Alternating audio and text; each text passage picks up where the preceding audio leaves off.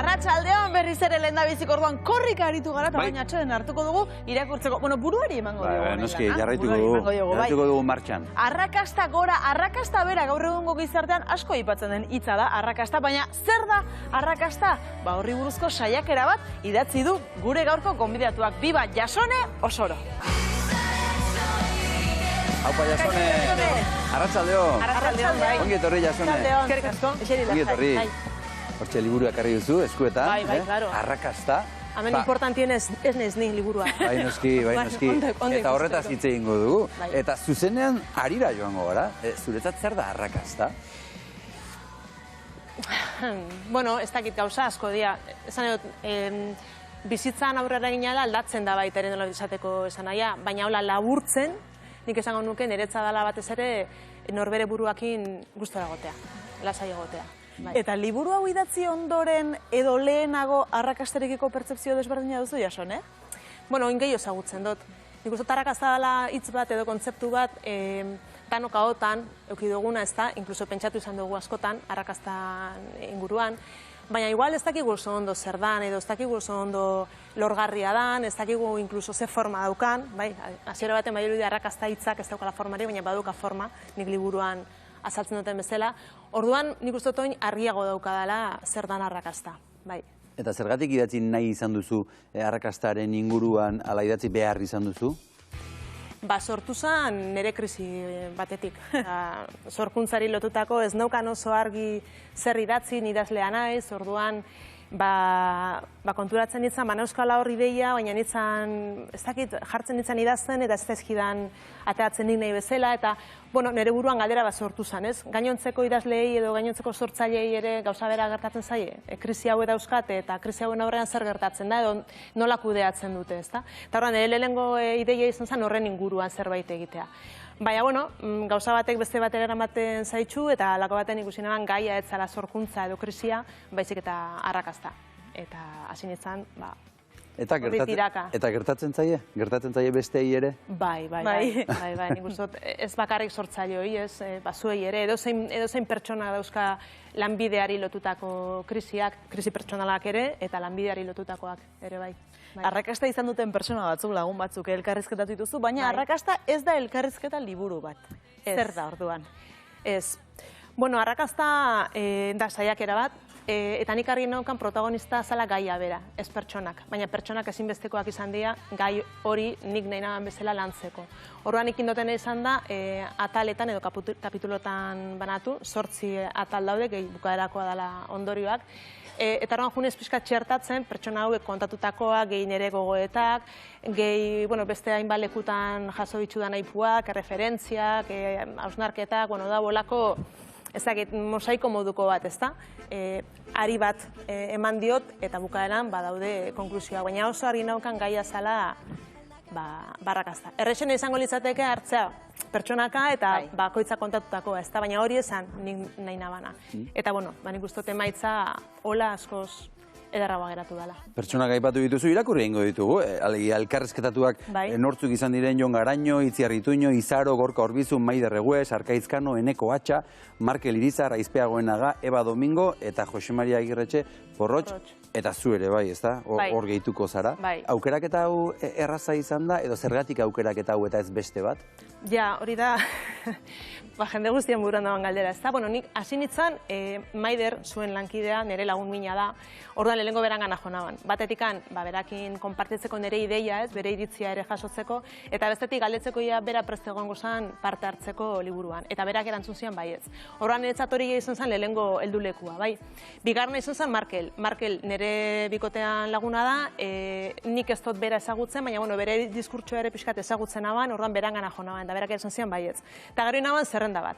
Zerrenda horretan izen pila bat zeuden. Orduan izan, jongo naiz poliki-poliki tentatzen, amua botatzen, ia ze ateatzen dan, ze neukan zentzazioa gai nahiko zaila dela. Bai, pudore moduko bat ematen digu euskaldunoi arrakastan inguruan hitz egitea, ez da, eta nik gainera oso argi neukan da azaldu nien guzti, nahi nabana zala zintzo hitz egitea. Ez dakit arrakastan inguruko dirdiraz, baizik eta, hor dauan mina, zero zailtasunez, eta horretaz guztiaz, ez? Eta nire sorpresarako, jendeari mezua bialtzen junala, baiezkoak hasi nintzen jasotzen. Orduan, taldea, ekipoa, berehala osatu naban. Baize, egia da, arrakastari buruz hitz egitea ez da, errexa ez da. Batzuk arrakasta agian oso handia izan dute, beste batzuk agian bai gutxixiago, baina ez dakit, nola banatu hori. Batzuk orain da beste batzuk lehenxiago. Hori da, oso zaila da, ez? Bai, bueno, niri gustatzen jata arrakasta ezagutu, gehiago gustatzen jata lortu baino. Bai, lorpen bat izan arren, irutzen jata, evidentemente, bueno, alde batetik handaude bi arrakasta mota, kanpokoa eta barrukoa. Kanpokoa da pixkat, kanpoko begira da horrek jartzen daban, ez da pixkat kuantitatiboki neurtzen dana, zenbat disko saldu dituzu, edo zenbat liburu, edo rentagarritasunari lotuta dauana, zenbat diru dauka, edo famari, bai, gaur egun sare sozialetan, zenbat jarraitzaile, edo zenbat like, edo dirdira moduko hori, ez da? Hori izango litzatek kanpokoa. Eta gero badau beste bala barrukoa, eta barrukoa dau ja ongizateari lotutakoa. Batak bestea elikatu dezake, baina, bueno, nik uste dut lorgarria dena eta benetan ongi sentierazten gaituna dela barruko arrakasta. Eta prozesu horretan, bidai horretan, ez dakit nik uste dut, danok daukagula eskura, ez da? Ni liburu honetan saiatu naiz, alde batekan, ez dakit definitzen edo, bueno, gutxi gora berako zertzelada batzuk ematen, eta gero ikusarazten lorgarria dela eta zeintzuk dian errepikatu edo eman beharreko pausoak edo hiru zutabe nagusiak badaude, egon badaude, eta nik uste dut hori hemen agertzen dela. Eta liburuko protagonistek bat egiten zuten, besten arrakastarekin hor bilatu dituzu harimutur komun batzuk, ala hor ere bide desberdinak aurkitu dituzu? Bizipen desberdinak? A ber, nik oso sakonean badaudela ari batzuk errepikatzen dianak. Gero, batzuntza, baseta baterako eneko atxagak oso modu, bueno, bera sukaldaria danez, ez berak esaten du arrakasta bala astoaren azenarioa, bai? Hau da, hor daukagun helmuga moduko hori, ez da, horren bila joateko. Gorka Urbizun kasuan, importantena da bidea. Ez da helburua, baizik eta zuk lan egiten duzu, gustatzen zaizun zerbaitetan, disiplina baten, eta bueno, gero etorriko bada, ez da, baina importanteena da bidaiaz disfrutatzea.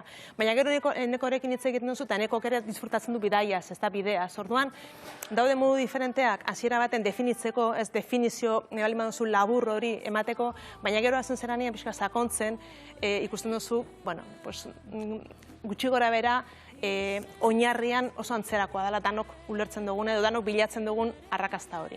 Eta lehen aipatu du Xabik, ez da, arrakasta egia da, agian orain izan dezakezu eta gero ez, momenturen batean ez. Liburuko protagonistekin horri buruz ere hitz egin duzu, erraza egin zaie oreka hori mantentzea, topatzea, erortzea agian, erori baldin bada. Bai, porrotaz ere hitz egiten da, eta hitz egiten da baita ere arrakasta lortu eta gero zer datorren, ez da?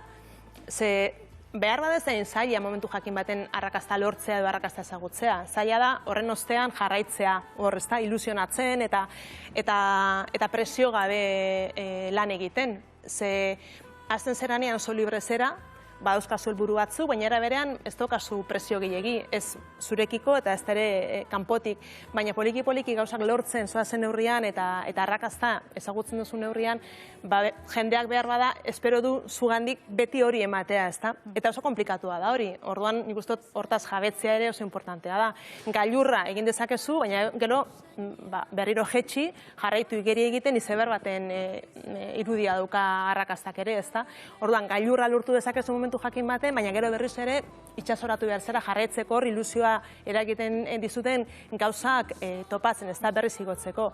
Hemen aipatzen dut, zate baterako eske oso asko gustatzen jatan nola kontatzen da, Enrique Bunbury musikariak dio, 8.000ko gailur bat egin dezakezu, baina ezin zera geratu bertan bizitzen. Ez da oxigenorik, horra azkenean, orduan edo jeisten zera edo erortzen zera. Orduan asko erosoagoa da, 3.000 metroko altura daukan mendi bat egitea, ez da? Teuzot hori dela pixkat formula.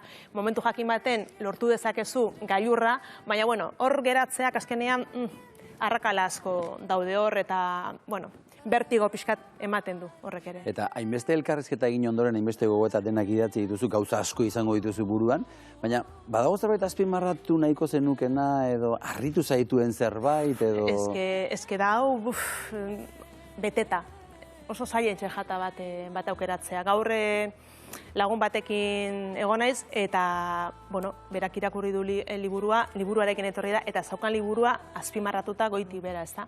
Eta eske hola da, oza, niretzat ere, ni pertsona hauekin geratu nezenean, Maider ezagutzen dut, bere diskurtsoa ezagutzen dut, baina gainontzekoekin ez nakizan ze topatuko naban. Niretzat ere zian, edo eredu batzuk, edo arrakasta ezagutu duten pertsona, baina ez nakizan zerekin ingo naban topo, bai, izan da niretzat alde hortatik ere, eta, izan da oso sorpresa atxekina, ze eduki pila bat eman dute, oso eskuzabalak izan dira, eta oso ausartak, ez da gauza asko aipatzeko orduan, oso zaila itxajata bat aukeratzea. Ez benetan da, aipu oso eder eta oso aberazgarriz. Uztot autoezagutzarako oso liburu aproposa dela.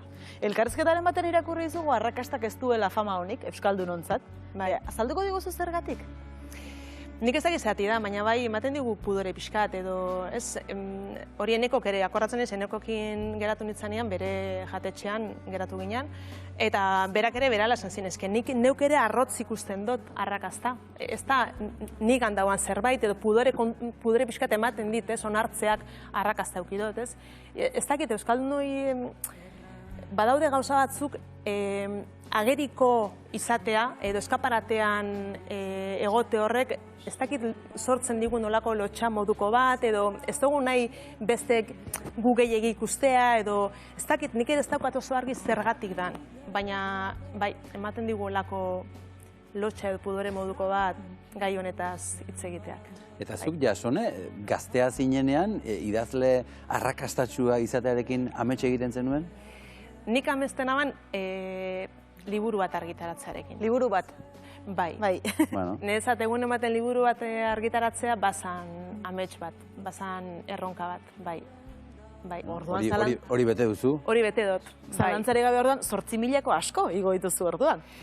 Bueno, 8.000koak ez dira izan danak, baina, bueno, hor ez da, hortxe burrukan igeri egiten, ozeano itxasu horretan, eta, bueno, gora bera askorekin. Ze, bueno, bada hor dirdira bat, baina gero, klaro, oso importantea da, lehen ez dizkizu eta esan zentzuk dian hiru zutabeak, bat izango litzateke autoezagutza, bigarren aliantzak, eta oso importantea dira, aliantzak baita ere, ez da, txikitatik, hasita, zentzuk dian gure referenteak, guretzat izpilu dianak, eta gero bidean zehar ere topatzea jendea postuko dana, ez da, zure lorpenekin, eta lagunduko dizuna altxatzen erori zeranean, eta aliantzak oso importantea dira, eta gero azkena da, borondatea, ez da, zure helburuak edo zure ametsak zentzuk dian ohartzen zeranean eta onartzen dituzunean, eta zure gaitasunak eta zure mugak zentzu dian zer egiten duzun horrekin, ez da.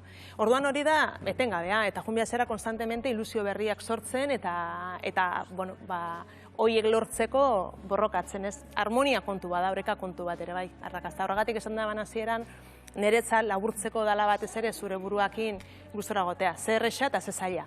Zer erresa esateko, ze zaila lortzeko, ez. Bai. Hilabete barru ateak irekiko ditu Durangoko azokak, Jasone, bertan beste liburu bat izatea hori ere bada arrakasta? Bai. Bai, ez da? Bueno, bai. Han izango zara? Nola biziko duzu aurtengo azoka? Bueno, beti da pozgarrisa liburu batekin egotea Durangon, ez? Daukazulako aukera irakurlea aurrez aurre ezagutzeko, ez da?